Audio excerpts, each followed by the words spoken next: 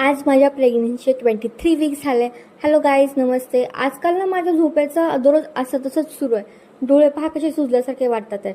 आणि आज उठल्यानंतर ना डायरेक्ट नाश्ता बनवायलाच घेतला होता. खूप जोराची भूक लागली होती आणि पोहे मला एवढे आवडतात ना की मी रोज खाऊ शकते. आणि ही जी गोड चिलीपिली पाहतात ना ते आमच्या दूधवाल्या भैयाची आहेत.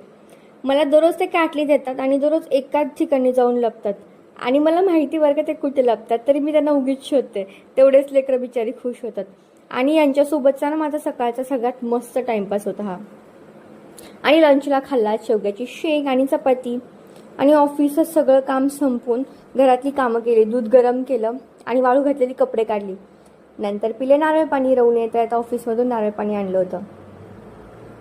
आणि आज ना रवूचा सोमवार होता म्हणून आज साबुदाण्याची खिचडी केली.